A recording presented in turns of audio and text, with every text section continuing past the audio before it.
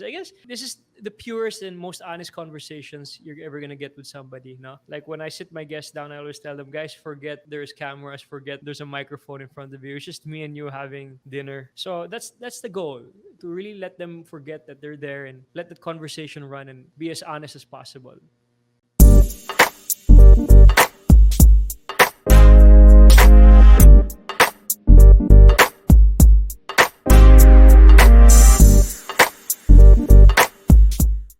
Hey Pepsters! Welcome to another episode of PEP Spotlight. I am your host, Bernie, and today we have a very special guest who will be introduced by my co-host. Take it away! Hi Pepsters, this is Rachelle and makakasama natin ngayon ay isang magaling na aktor, athlete, host, singer at isang businessman din. Walang iba kundi si Matteo Guidicelli. Hey guys! Yay! Hey Matt! Hi Hey Matteo! guys! Long time no see. Kumusta kayong lahat? It's good to I see you guys. know. We're Iba na kayo good. nag-host na din kayo, no?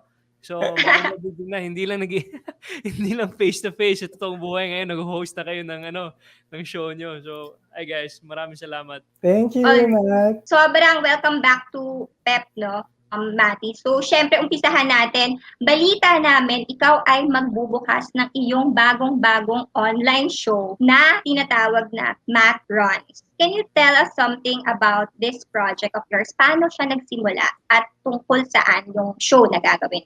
Basically, Matt Runs is a podcast, no? So it's all audio, kumbaga. So it's coming out on Spotify. It's actually launching this June 11 on Spotify, and the title of our show is called Matt Runs.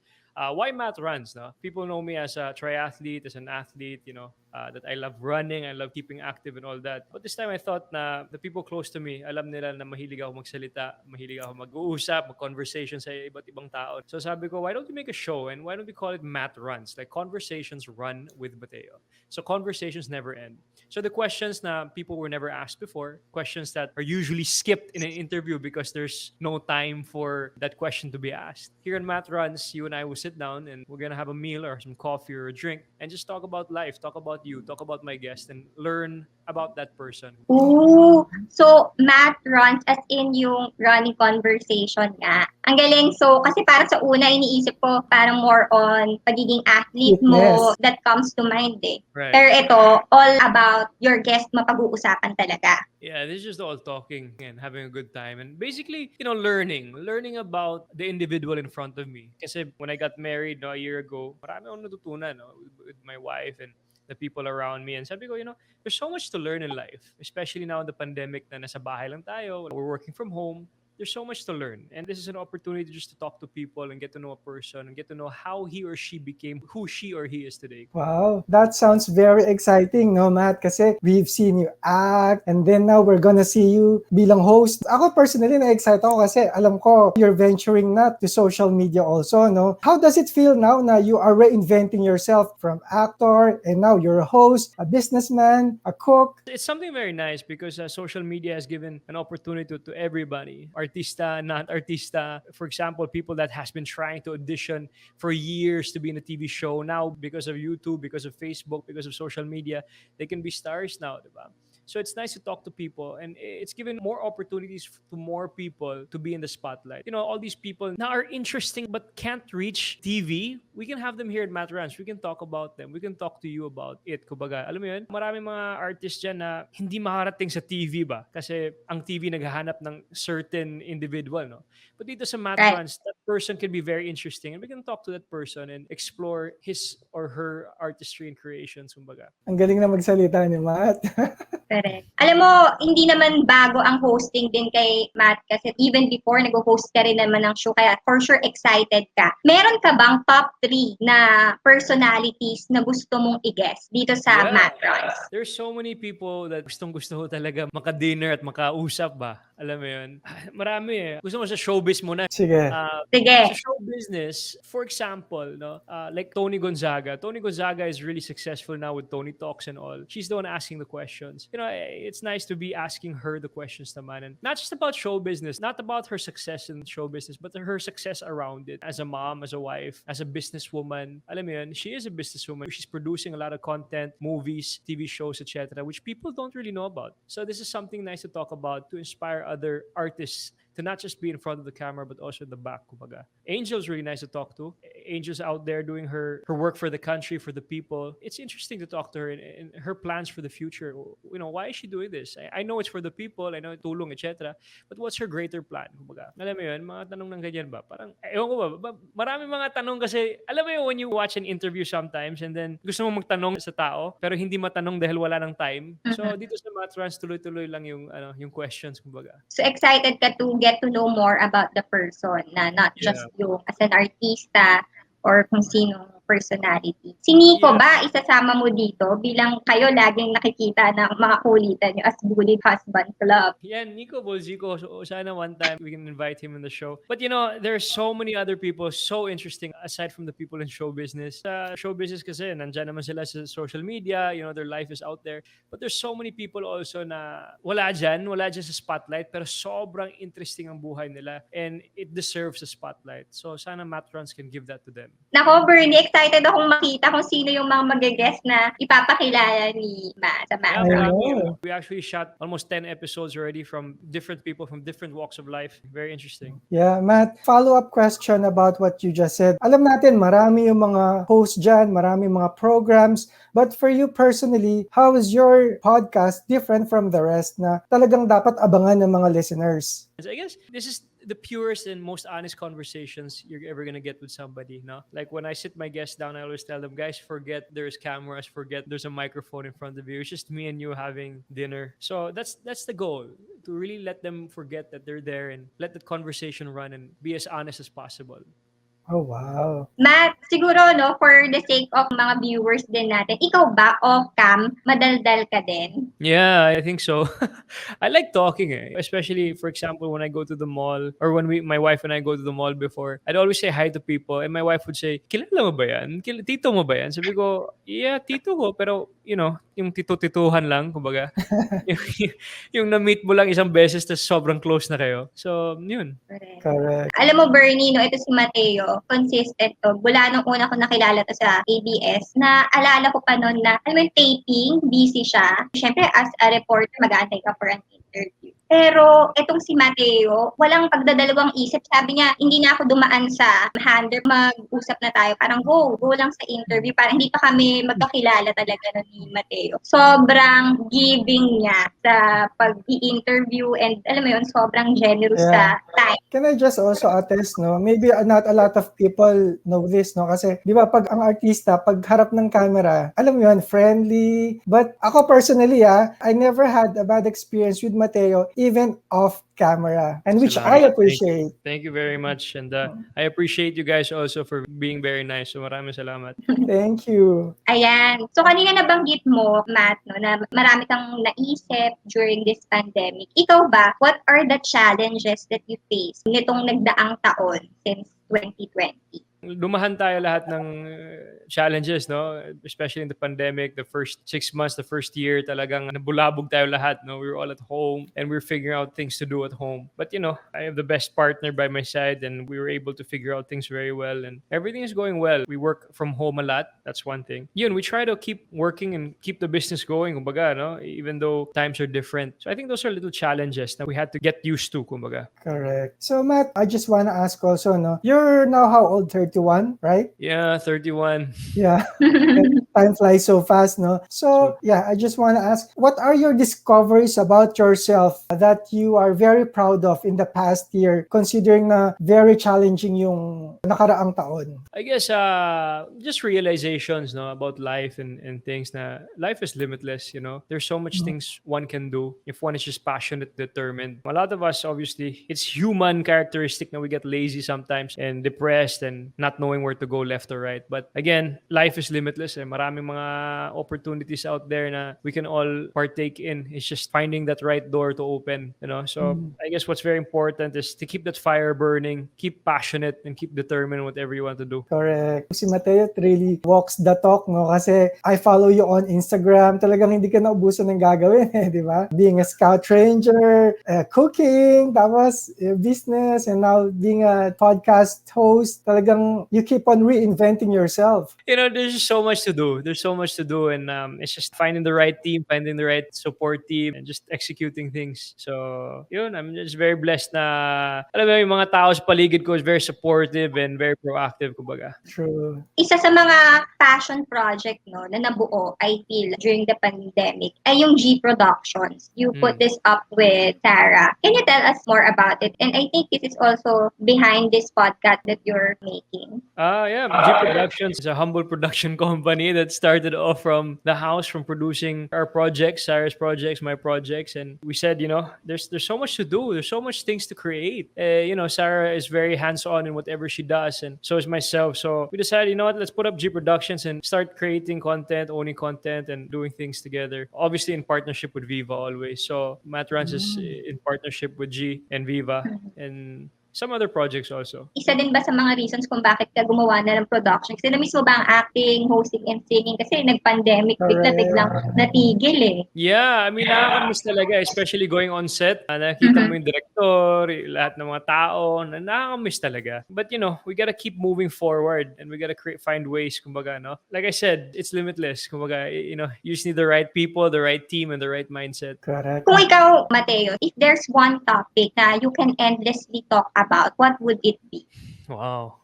Racing, food, being a husband, life, I guess. Marami mga topics dyan na pwedeng pag-usapan, kumbaga. For sure, masishare to ni Matteo yung mga learning niya, Bernie, no? As an athlete, as an actor, and as a businessman. For sure. There's a lot to talk about, guys. I have interesting guests that, we talk about the things that are not talked about business, about money also, about love. Alam mo yan, there's so many taboo things that people don't talk about because they're embarrassed or shy. But, here in Matt Runs, we're going to open that up and be very casual about it. But it's not controversial. It's not trying to insult or trying to open things that's never been open. It's just being honest and open to make people, our listeners and viewers, learn from. Kumbaga. Nako, Matteo, maraming for sure na abangan yung mga advice mo sa money. Kasi ito sa finances, magaling din to si Matteo. Pagka natatanong natin before, di ba? Alam ko, even before you got married, talagang mahilig mag-ipon at mag-invest itong si Matt. Yeah. We have some nice episodes on investing and money topics, kumbaga. That's very interesting. So sana ma-appreciate at maraming matutunan yung tao, kumbaga. I guess being a businessman as he is, so I'm sure maraming gusto makinig, maraming curious makinig. Ngayon pa lang, while listening to you, ako na-excite mismo na I think ako gusto ko tong pakinggan mga upcoming episodes mo, no? On June 11, right? June 11, yeah. That's on Spotify, June 11. How often would it be? Yeah, it's coming out once a week on Spotify, and then we're gonna give you some surprise visual content on YouTube and on Instagram. But mainly, it's gonna be in Spotify. It's gonna be a whole audio show. There's a lot of interesting topics. I can't wait for you guys to see it. Especially na pumasok ako sa army last year, and marami akong tao na kilala doon, marami akong mga kwento na alam doon. Kumbaga, so I have some very, very interesting stories about some soldiers also that they talk about their journey and their war stories that a lot of people will say, wow, will be really shocked, kumbaga, na, wow, nangyari pala yun? Mga ganyan. May mga serious topics din pala. So, Matt, how much is your input in every episode that you will do? Like yung guest or kung ano man, gaano kalaki yung input mo in putting up every episode? It's a team effort, no? It's G-Prod and Viva. So it's a whole team effort that nagbubuo sa show na to. So without them, without the people, this won't happen, kumbaga, no? Nasabi mo kanina na you were able to shoot or do a couple of episodes na. Pwede bang may mga paklu naman kung sino yung mga aabangan ng mga listeners mo in the future? Yeah, we had very interesting guests, no? So for example, we had my buddies in show business, Liza and Enrique. We had them there talking about their past together and their future and what they plan to do in the future. We had some of my friends, non-showbiz people that you don't know, no, but their stories are very, very interesting. I had the Philippine Chief of Staff, General Sobehana. This guy is like a living, walking hero. He's a Medal of Valor awardee. He's amazing. Before he entering my restaurant, my set, I briefed everybody. Said, "You guys, I just want you guys to know when this man walks inside this restaurant, this is a heavyweight. This is like a living Jose Rizal walking inside the restaurant. So please." Appreciate this moment. You will know why. You will know why once you listen to the podcast and listen to his story. Ang galing, exciting nga. Iba-iba talagang personality sa makikita natin dito sa Matt Ron simula June 11. Correct. Matt, sa mga episodes mo, I'm sure may mga magtatanong, what about wifey? May aabangan ba kami na episode involving Sarah G? She's always involved. Oh, wow. Ang galing. So, i-interviewin mo rin ba siya? Baka one day, baka nangyari na. Basta she's always involved in all the episodes, in front or in the back, kumbaga she's always there. Ayun. So, nabanggit mo nga kanina, no, na one of the things you were excited about even despite this pandemic is your married life. So, kumusta so far ang first year? O more than a year na nga actually, na married life with Sarah. How is it like? It's great. It's great. Married life is the best. If you found that woman, no, na talagang meant to be. So, no complaints. Talagang all blessings and, it's every day is a gift, kumbaga. Very inspiring. Grabe yung kapag nahanap mo na yung the one, nakakaingit naman to si Matteo at saka si Sarah. How to be you po. Wala. Kayo, may mga partners na ba kayong dalawa? Nako, single nga kami pareho ni Bernie. Kaya, Darating din yan. correct. Amen. Thank you, Ayan, Matt. kaya gusto namin kumustahin. Ikaw ba, alam mo, you feel like, looking at your post, yung mga nasi-share mo, parang you're such a leader in the house, as man of the house. Na parang, alam mo yun, hindi ka man super dami ng ikikwento or whatever, pero kita na you're a leader. Siguro, paano yun? Parang, did you see yourself as someone na who will always be a leader in the family? The home that you're making now with Sarah. Yeah, I think it's very important the man must and always step up. And the man is always the leader. But that's not to say na leaders don't listen. No? Leaders listen all the time. And they must always take opinion and take orders from the tunay na leader, the wife. Huh? Yun pala yun. Yun pala yung totoong boss. Nakakaloka. So, you're saying na it's important talaga na yung compromise, na it's not really about, isa lang yung masusunod, but it's a give and take. Of course. Relationship. Dapat, no? Yes, we lead the household, we're the man of the house, etc. But you always have to respect your partner's wants and needs and always cater and serve to that, kumbaga. Correct. Alam mo, Sarah obviously stepped out of the spotlight in a way, kasi she really gave time to her family life. And who better to ask about Sarah being a homemaker than her husband, si Matteo. Matteo, how is Sarah as a homemaker? Since hindi namin nakikita yun. She's the best. You can't ask for more. She's mas perfect pa sa perfect. Huh? And then she's great. We're learning every day. Again, honestly, walang perfect, kumbaga, no? But, what matters is the both of us are learning every single day and making life good for each other and making things move forward with always smiles in our hearts and faces, kumbaga. Is it safe to say na you're enjoying this phase together, especially na after so many years of being a couple, this is the first time na finally you're establishing your own home, making your own rules. So, how is it like living independently? It's great.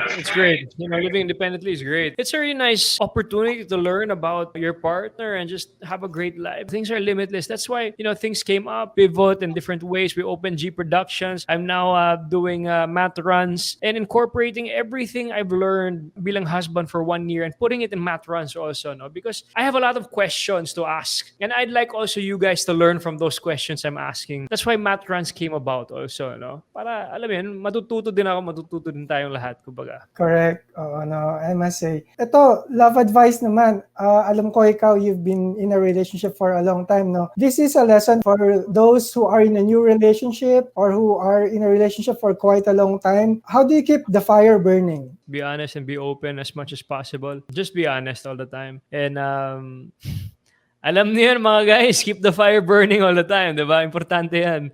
Kayo na mag-imagine dyan kung paano, pero it's very, very important to keep that relationship interesting, you know? Travel, have a good time, create, synergize together to become better people. Don't just sit down and do nothing, alam mo yan. Synergize as people and talagang be proactive. Alam Correct. mo, parang mas nakikita nga dito kay Matteo ngayon na sobrang sweet pala nito ni Matteo as a husband. Like yung, alam mo yun, the simple things, like yung sharing how proud you are of your wifey, yung mga kung paano siya nagbe-bake, yung anong mga nadi-discover niya. Alam mo yung parang, grabe. So, for sure, yun nga yung fire na yun, Bernie. Kilig moment sila palagi kasi sweet to si Matteo. Yes, I must agree. Ako kasi nafa-follow ko nga si Matt even in his videos and he's really sweet and I guess yung mga girls, they would be looking for someone like Matteo na ganin yung tingin sa kanila. That's just so sweet. So Pink, alam mo na. Correct. Ano yung last time na kinilig ka because of Sarah? Last na kinilig ako. Ewan ko, kanina lang, pakilig? hindi ko lang 5 minutes ago, hindi ko alam. Bakit ano ginawa ni Sarah? Wala lang. Everyday dapat, 'di ba? Makilig tayo, maging spicy yung relationship palagi para okay ba? Correct. Ako yun eh. Ayan. So, next, we will have our game na, no? Yung guilty or not guilty. Madali lang naman to, Matt. We will ask random questions and then you just say if you're guilty or not. Okay. Game. So, first question. Guilty or not guilty? Got scolded by a director. Set. Yeah, guilty. Nangyari naman yan sa director, not a senior star. I think lahat ng mga artista na baguhan, pinagdaanan yan, kumbaga. Oo. Can you Lahat share ata kung ng- ano yung experience mo, Matt? May chance ka mag-explain. Paano ka napagalitan? Since matagal naman na ito. You know, matagal na. Ewan ko, 14 years ago, mga ganyan, 15 years ago. I remember one of my first teleseries, Agua Bendita. I always tell this story. There was Andy and we were in the beach and my line was, I was blind eh. My character there is blind. Sabi ko, agwa, mata ko lang ang bulag, hindi yung puso ko. Yun yung line ko. I kid you not, I had to repeat that phrase because I couldn't say it for 3 hours under the heat. Grabe. Kasi hindi pa marunong mag-Tagalog doon eh. So, talagang, grabe. Sabi ni Andy, ano ba yan, Matteo? Yung director ko din, you know, si Direk Malu Sevilla, sinisigaw niya, ano ba yan? You have to learn, blah, blah, blah. You have to do your homework, etc., etc. I've gone through all of that. So, when the new actors may kwento, wala na yan. Parang daanan mo muna yan. Kumbaga, kasi lahat kami, dinaanan na yan. Yes. Kumbaga pagtatawanan mo na lang now, no looking back. Ganun naman lahat eh. Yeah. At doon mas natututo from that experience. Oh, yeah, I guess so. Or baka kasi the director thought we were all kids, so kaya pa niyan. Pero ngayon, hindi na. So, alam mo yun. So, yun. Oh my gosh. Pero lately, wala naman ng ganun. Definitely. Wala na. Kung sisigawan, baka ako kung sisigaw sa kanila. Joke lang, pero hindi. Di ba? Hindi kasi syempre, pagka mature ka na, I mean, usually ito yung panahon na ready ka na sa set kapag ka dumarating ka. Oo naman, you know, show business is a very professional job and it's a difficult industry. You have to come on the set prepared with your homework, know what you're gonna do when you go on set. So I guess a lot of us when we were younger, dinaanan natin yung panahon na yan na, alam mo yun, bahala na, ito na, tira na. Pero wala, hindi pwedeng ganyan. Dapat you go there prepared knowing your material. Nung dati, kasi syempre baguhan ka, hindi ka pa sanay sa showbiz. Hindi ka naman yung parang nawalan ng gana, ganyan. Hindi naman. Pero syempre, minsan nagagagalit na ako sa AD. Ano pa yan? Talagang naiirita na ako. But you know, it's part of it, you know. Again, in the end of the day, yung pikon talo, kumbaga. Tama. In Diba? fairness. Before you go to the next question, curious ako kasi si Matteo has been in the business for more than a decade na, no? Tapos yun nga, there was a time na napagalitan siya. Ikaw ba, Matteo? There was a time na yung katrabaho mo, nag-attitude. And how did you approach the person? Pinagsabihan mo ba or you talk to that person? May ganun bang incident? I've experienced naman people nag-attitude, but you know, you also all have to think about where they're coming from ba. You know, they might have been having a bad day. They might have been having a bad day at home. Na it reciprocated to their work, or you know, they maybe have a reason for it. So sometimes, you know, let them handle their business. Kumbaga, kung galit sila, di ba? Just step out. Kumbaga, it's none of our business na ba? Right. Tama. Yes. Thank you. Thanks, bro. Ayan, so number 2, guilty or not guilty? ghosted someone. Not guilty. Hindi ko alam. Talaga? Di ba bagong salita lang yung ghosted na yan dahil hindi ko alam. Yeah, recently lang actually. So, hindi ka naman ng ghosting. Yung parang hindi I'd like to nagparamdam believe. bigla. I'd like to believe so. I guess. Ayun, so walang ganyang experience. Okay, number 3. Next question. Done something you regret? I come to a point in life na parang whatever has been done in the past, it's done. Kumbaga, learn from it. So I don't really regret anything, no? I think everything happened for a reason and everything happened to make you a better person today, kumbaga. So we shouldn't regret. We just should learn from our mistakes and move forward. I can't agree more. Go-getter talaga tong si Matt, di ba? Parang seize the day, ganyan. Correct. Oo, no? Lesson. Okay. Number 4. Guilty or not guilty, clingy sa wifey. Guilty naman tayo dyan. Guilty naman. Nako, sige. Paano? Gaano ka clingy, Matt? Kasi alam ko, naalala ko kay Casey, parang nung nag-guest ka, nagbiro ka ng something about mga pagiging sweet mo kay Sarah. Yung keeping the fire burning, ganyan. You want to stay with your wife always, if you can, 24/7. But obviously, we have work and all that stuff. So as much as possible, kapag wala tayong trabaho, magkasama kami. Yeah. Nice. Okay, next, Bernie. So next, Kuripot. Guilty or not guilty? I don't know. Maybe sometimes, but not all the time.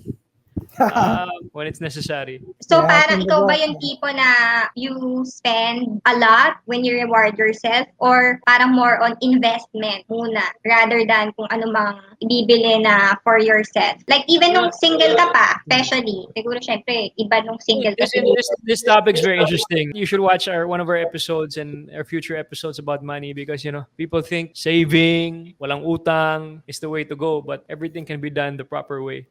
There's ways to make utang that you can benefit from. Instead of saving, you can put it somewhere that your money will grow. Alam mo yun? Things like that. And in math runs, people can learn from that. Kumbaga. Correct. Pero ikaw, nung binata ka, ano yung pinaka-biggest expense mo na maaalala mo before? Wala akong yung mga kotse, yung mga ganyan. Wala akong ganyan eh. Hindi ako mahilig sa mga ganyan eh.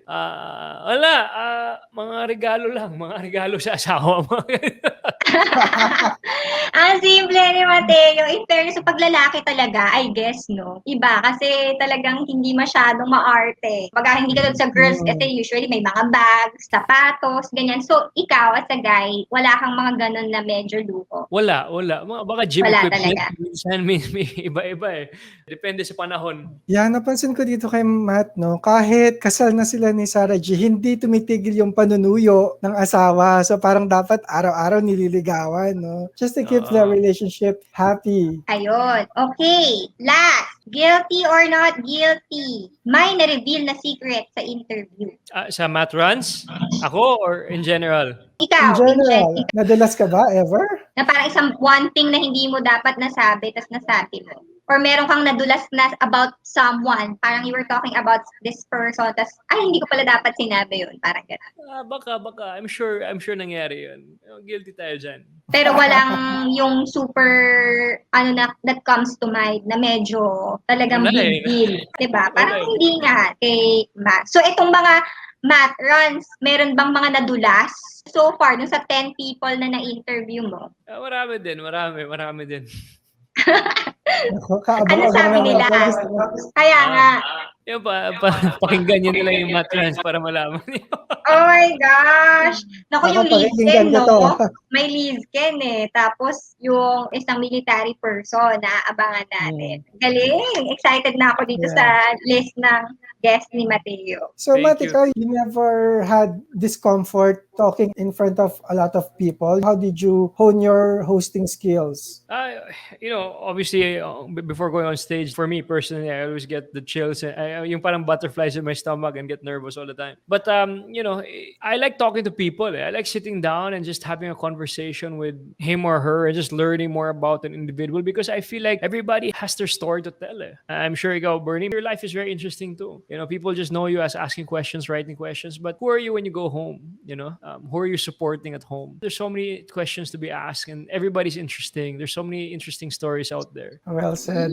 Ikaw, Matteo, halimbawa, kasi nga, nabanggit mo na undergo ka ng training sa military, at the same time, you're a triathlete. Siguro, if there's one thing about yung pagiging athlete, na yung discipline, ganyan, paano mo siya na-apply in real life? Or meron ka bang natutunan particularly in that experience na na-apply mo ngayon sa day-to-day life? In the army? In the army and as an athlete? No, I think it's very important, especially in the army. I think the army training is very, very important. It really molds and changes somebody. First and foremost, respect. No, I think that's very important. Respect and discipline, and achieving what one really wants. Kumbaga, never saying no to something. I think those are different characteristics that people will learn, and has really learned that from the army. Kumbaga, so yun, it's very important. Ayan, very substantial yung sinabi ni Matt, no? Okay, before we end this program, Matt, ito very important to, no? Kasi usong-uso ngayon yung mental health, ang daming challenges na pinagdadaanan ng tao, no? Ikaw, what advice could you give people out there who are going through this kind of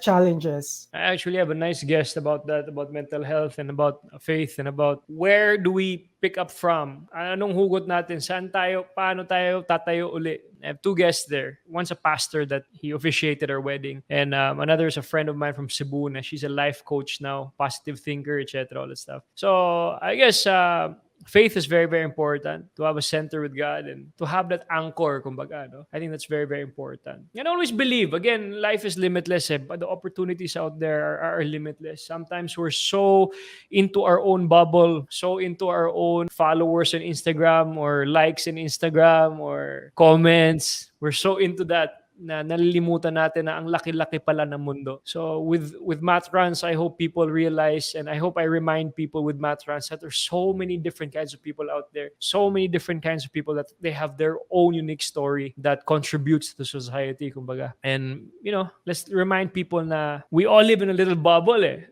Sometimes it's important to open up ourselves and realize that the world is a bigger place. Alam mo, Matteo, no? Kaya I feel like ang ganda talaga na na-open tong platform din ito, like yung Spotify sa Matrons, na yung pag-usapan, yung sinasabi mo nga na mga ganitong bagay. Kasi sometimes yung isang word na narinig mo from the people that you listen to, or kahit sino, can be, yun nga, hindi na necessarily kailangan celeb, or kahit na yung mga friend. Ito yung mga nakakatulong mag-inspire sa ibang tao na if they listen to it, na may matututunan sila and meron silang realization na, oh my gosh, hindi lang ako yung dumadaan sa ganitong mga challenges, and they'd have these people to learn from. Well, maraming ganyan. And here on the show, we're gonna encounter a lot of people that will inspire you. I mean, I'm sure not all episodes will interest your likings, but I'm sure one or two there will capture and hopefully captivate you and inspire your life. Yay! We will certainly wait for that, Matt. We'll watch out for your project. Yes, ayan. Yeah, thank you very much. Maraming salamat, Pep. And it's really nice to see you guys again after a long, long time. Kahit hindi tayo nagkikita sa totoong buhay, nagkikita pa rin tayo dito sa screen. So maraming salamat. And I'd like to invite you guys again for Math Runs, June 11 on Spotify. We're gonna give you some surprise snippets on my YouTube channel, Matteo Guidicelli, and of course my Instagram. So hope to see you guys there, and I hope you guys enjoy. And please, abangan niyo po ang Math Runs. Yay! Thank you so much, Matt. Ayan. Siguro sa mga platforms mo, can you also share with Pepsters kung ano yung saan kanila pwedeng i-follow sa YouTube and then sa social media bukod sa Spotify? Yeah, my Spotify, it's at Matteo G, double T. Instagram, Facebook, YouTube, lahat nandyan po tayo except TikTok. Alright.